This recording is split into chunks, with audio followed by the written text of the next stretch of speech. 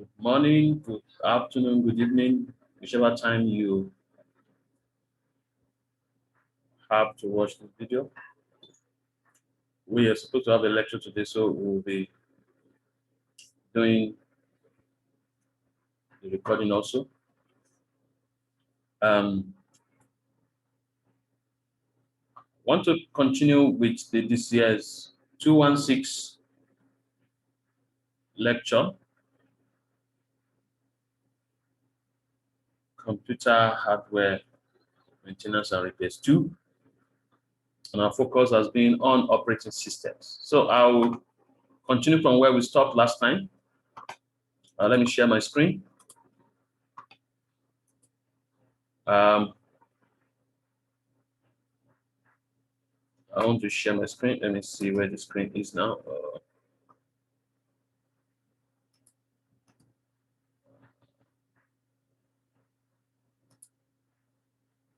Where are my screens? I can't see my screens. What's this happening? Am I having too many screens here? Okay, let me start the.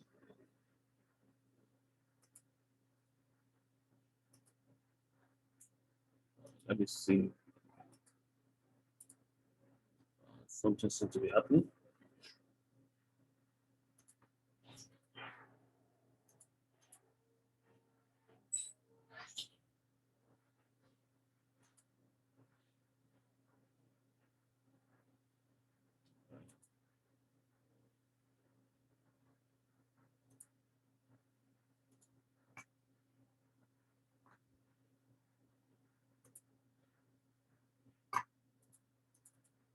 What's happening?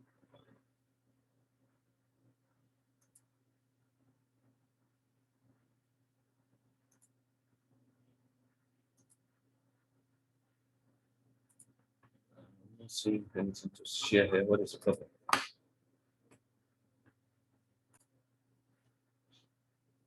Okay, I've been able to share my screen now. I think this should be able to. We'll continue from where we stopped. Formatting.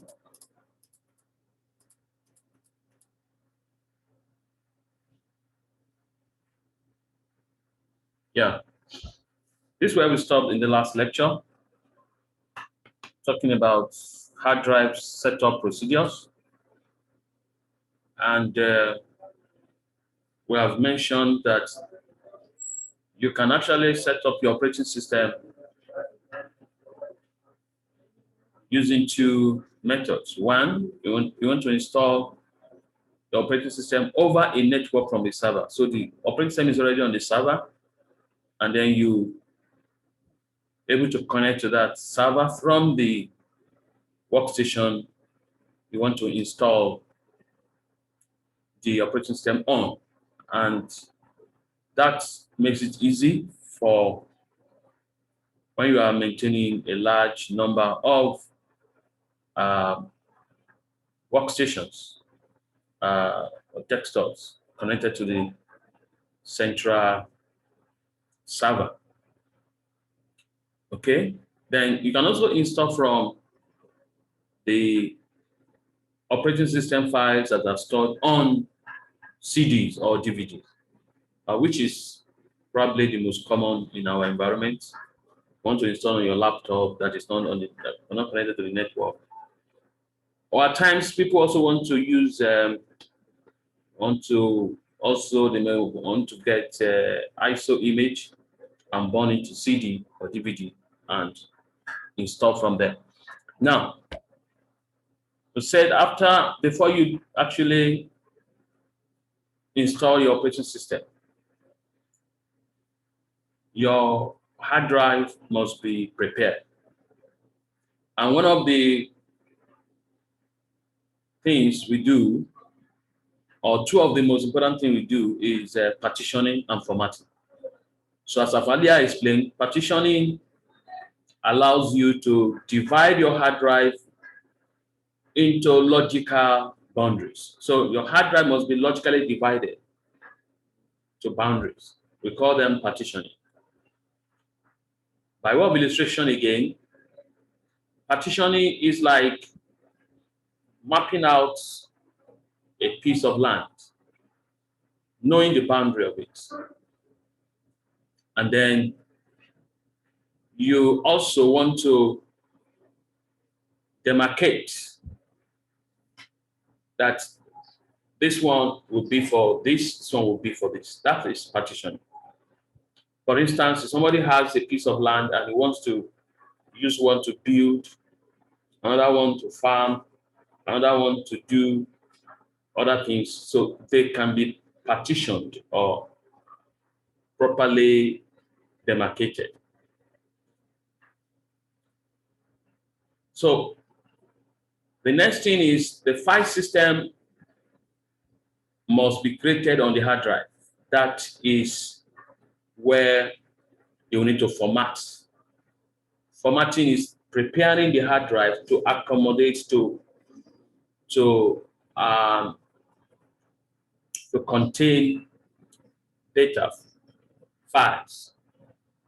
And we have what we call the file system that will show us how, that will allow us to know where files are stored and where they can be retrieved from. So it consists of tables where records will be kept for both storage and retrieval of information from that hard drive. During the installation phase, most operating systems will automatically partition and format the hard drive. Now, that is what is happening now, I think from Windows 2000. Good afternoon once again. Windows.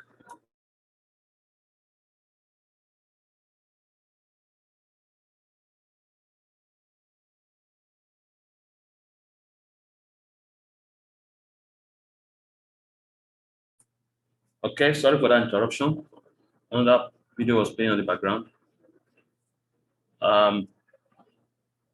Okay, as I've said, during the installation phase, some operating systems will automatically partition and format the hard drive.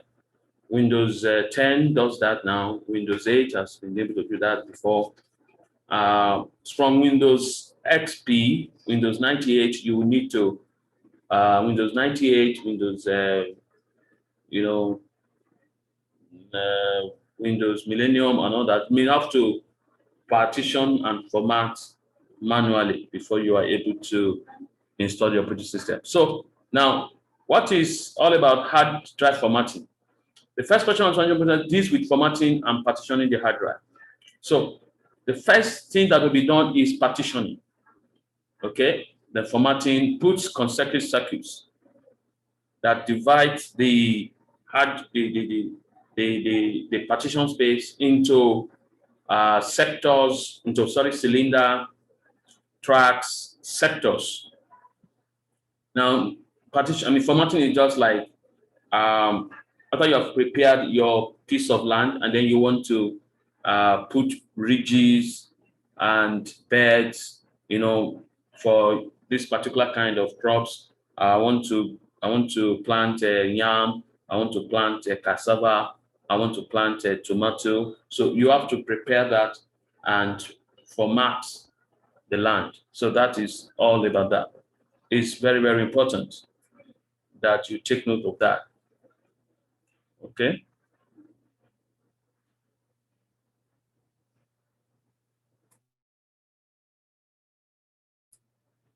Hello, sorry for the interruption again. Now we'll talk about hard drive formatting. You start with partitioning and then you format. Now, the file system provides the directory structure that organizes the user's operating system, application, configuration, and data files. Example of the file systems are new technology file system, supports partition size up to 16 exabytes. Okay. The second one that is common is a FAT32 file system. That means with Windows operating system. Other operating system, we're going to be treating Ubuntu, and we're going to be installing Ubuntu also. That's Linux. We'll tell you more about those 5 systems that are used there. This supports up to 2 terabytes used by Windows XP and other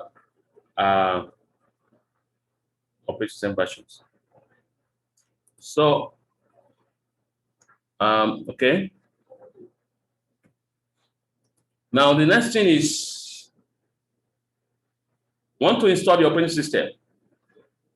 When a computer boots up with its Windows installation CD, this is particularly for Windows 7. I have done that of Windows 98. I've done the practical lab session for that, and the video is already uploaded. So go through that and ensure that you understand that. So we have been able to look at how to partition and format in that particular video. Now, this is particularly referring to Windows 7. Now, there are 3 options you have when you are installing Windows 7. It tells you install now. It sets up and install the Windows 7 OS. What to know before installing Windows. It opens the help for you to read more about what you need to know before installing Windows if you are new. Then it talks about repair your computer. Repair your computer. These are the 3 options you have when you put your Windows installation CD in the DVD or CD drive, and it loads when you do this. When it gets to this stage, you have these 3 options. Now, the first one is to install. Second one is what to know before installing Windows if you are new. So this offers you a lot of help and assistance so that you don't stop on the way. Probably tell you the hardware and hardware configuration and requirements for before you install Windows. Then the third one is what we use for maintaining Windows operating system. When there is anything, when something has gone wrong with the Windows operating system and it cannot operate and it cannot load to desktop, what we do is we use the third option to repair the computer. Probably a file has been corrupted, or something has gone wrong with the OS installation. We use this third option to correct that problem by using what we call system recovery options. You can do there. You have command line, recovery console. You can use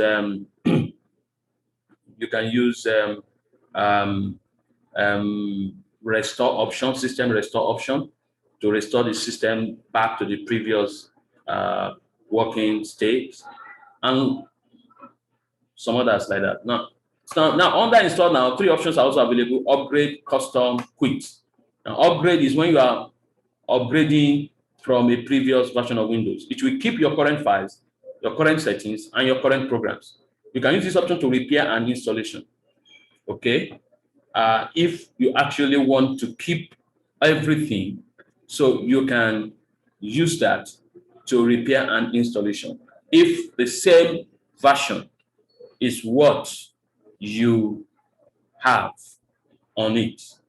But if you want to upgrade to higher version, then it will give you some other options. Yes. We also see custom or advanced option. This installs a clean copy of Windows in your choice of location and allows you to change disks and partitions. It is also known as clean installation.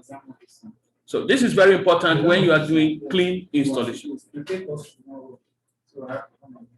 Clean installation is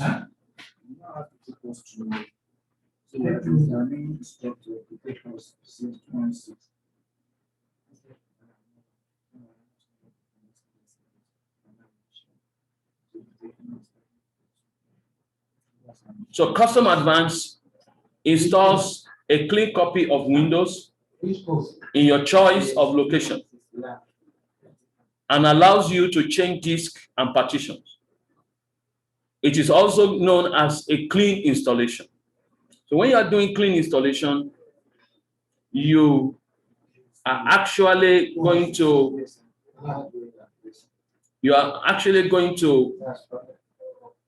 clear everything that is on that hard drive. So it's very, very important that this be properly put in place. This is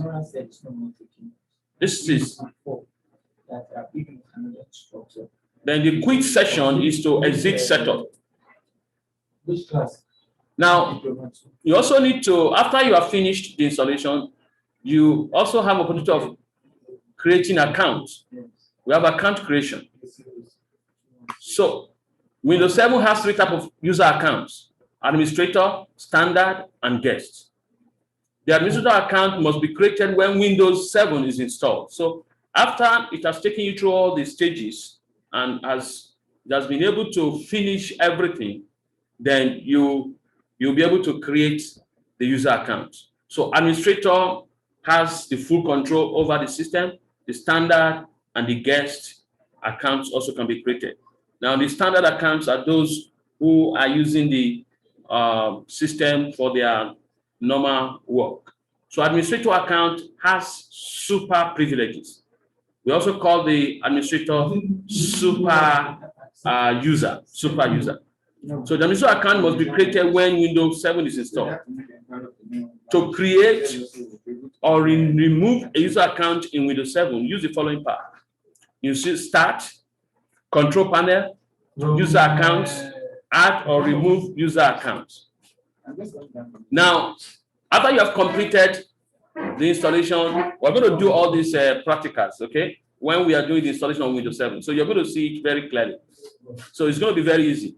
When Windows 7 installation completes, your computer will reboot, prompts to create user accounts,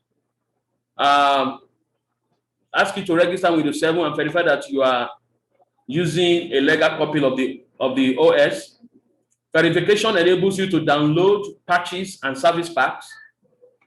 You're also going to use, you can also use Microsoft Update Manager to scan for new software. Very, very important. Now, custom installation option allows disk cloning. With Microsoft System Preparation, you can follow this to accomplish disk cloning. Follow this step for disk cloning. Number 1, create a master installation on one computer, okay? You first of all install on one computer and make sure that the installation is fine, is okay, without any problem. Now, we now run system prep, 6 prep. This will create a disk image of the configured computer using third-party disk cloning software. You now copy the disk image onto a server, and from there, you can use it to just be cloning the other systems. Now, it is important to know that the system you are going to clone, you are going to do this with, must be very close. The configurations must be very close to the original system on which this was done. Now, when the destination computer is booted, a shortened version of the Windows Setup program will run. Setup will install driver, create user account, and configure network setting. Now, we also have other custom installation options in Windows 7. We have network installation, which require all setup files to be copied to a network server. We have pre-boot execution environment installation, which uses a PXE boot program and a client network card to access the setup files. We also have unattended installation, which makes use of a network distribution point that uses an answer file to take care of all the prompts, all the requests that will be all those click next, click this, click that. So there must be an answer file that will take care of the unattended installation. Then image-based installation. It uses system prep and a disk imaging program that copies an image of the OS directly to the hard drive with no user intervention. So that is just close to, that's what we call disk cloning. Now, remote installation. Download installation across the network, probably over the internet, and then start installing it. Now, we have system recovery options. Number one, this is what we use to really solve problems on Windows 7 installation. Repair disk is what you create this so that you can use this system repair disk to boot the computer and do some, maintenance activities like, check disk, like replacing corrupted files and all that. We also have system image recovery. For Windows 7, it allows users to back up the content of their hard drive, including personal files and settings. For Windows 7, it allows users to back up the content of their hard drive, including personal files and settings. So system image recovery, you can back up the whole system image, and then which you keep on a hard drive, external drive, and then you can use it to restore back, to to recover back when there is a problem with the with installation on that same hard drive. We also have factory recovery partition. Some computers with Windows 7 pre-installed from the factory contain a hidden recovery partition with an image of the bootable partition and the OS already, loaded, already copied on that partition. So that means you don't need external CD or DVD. So that's what we call factory recovery partition. It may prompt you to press a particular key, function key, maybe F2 or F8 or F5, whatever it is. Now I've forgotten those, but it's going to prompt you when you start installing. So if you have normally it's going to be a laptop. Laptops are found to be having factory recovery partition. Even though some desktops have started having that. That means those equipment, original equipment manufacturing, manufactured laptops and desktop. We call them proprietary systems, like HP, like Dell, like Lenovo, and all that. So even now, like Acer, you find it. Then we also have what we call automated system recovery with Windows XP. As you have seen that when we're installing Windows XP, this showed up. So automated system recovery is a backup of the system state, services, and OS component. So we can use it with Windows Solution X to recover the computer. So it will back up the system state, the services, and OS component. So when you are installing Windows XP Professional only, it will prompt you. Do you want to go for the automated system recovery ASR? If you say yes, then it will now take you through that step. Now, the boot sequence for Windows 7. For Windows 7 is a boot sequence. We have power on self-test, which we call post, which is there to test and check all the hardware to be sure that they are working fine. And then post, we also check for each adapter card that has the BIOS. BIOS, that is basic input output system, will read the master boot record. The master boot record will take over the boot process and start the boot manager. The boot manager will read the boot configuration data file to know which OS to load and where to find the OS on the boot partition. That's what the boot manager does. It will read the boot configuration data file to know which OS to load and where to find the OS in the boot partition. Now, boot manager also will invoke the winload.exe executable file in order to load the ntos kernel.exe. Let's see, this is the most important aspect of it. This is the kernel of the operating system. That's the core. That is what actually manages the hardware and all that before interfacing with the other files. Then we also have the HAL. That is the that is the HAL.dll.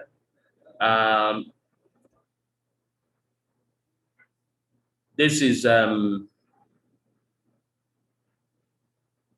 this should be hardware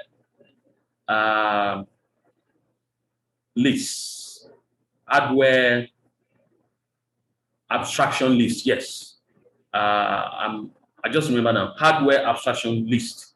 So the DLL is called dynamic link library. They are very important. These are system files that are needed to link hardware to work with drivers. Now, we also have the boot manager reading the registry files and loading the device driver. So it has to load the device driver.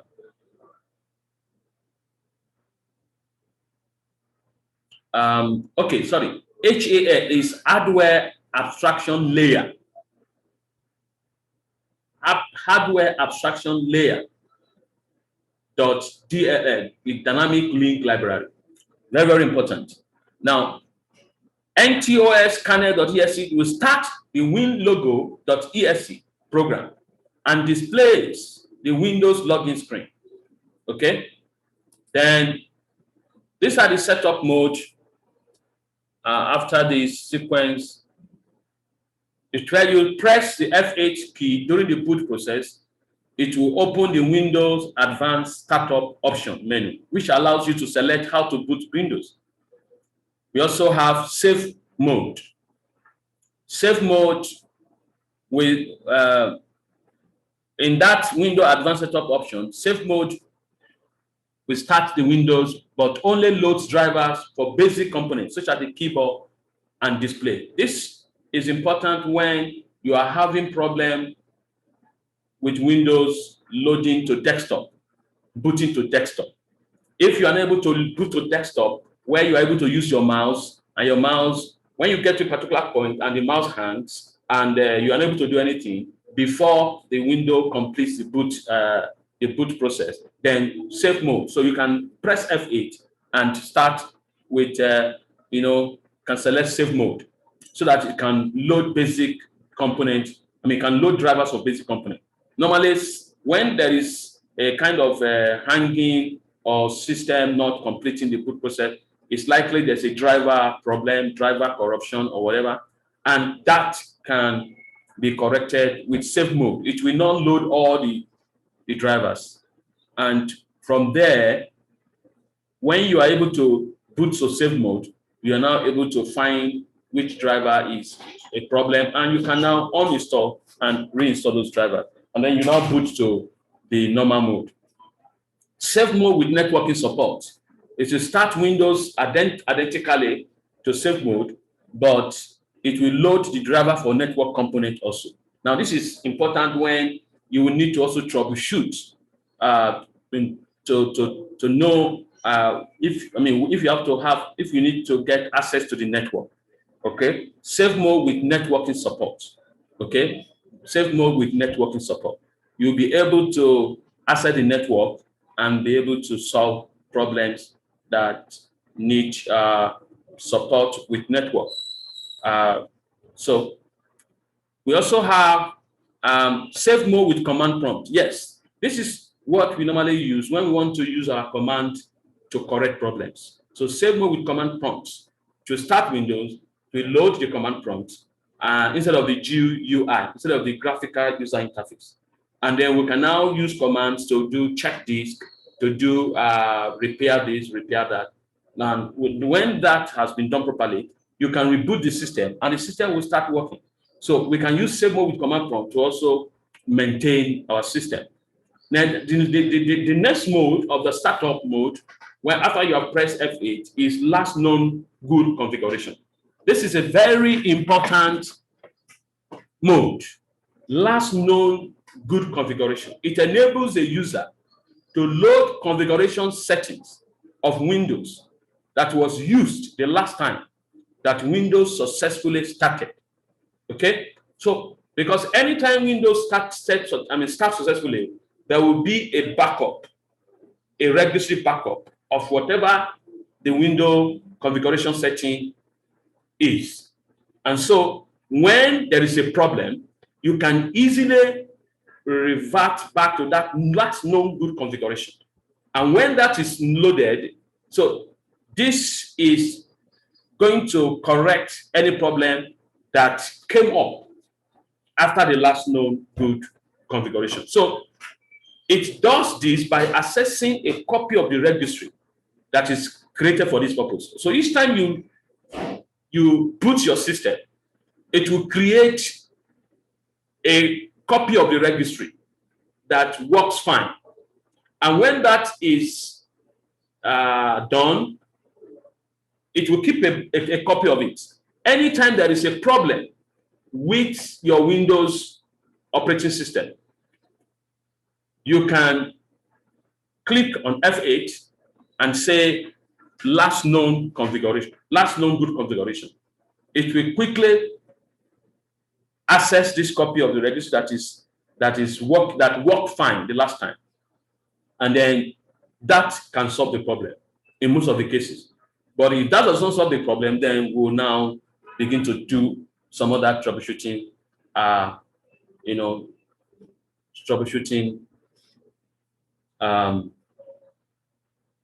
activities. Now, I don't want to do a long video, so let me see where I will need to stop. The Windows registry file. Okay, let me see how many slides I have ready. Okay, I will have to stop here. I will have to stop here so that I can do another video, but to cover this lecture.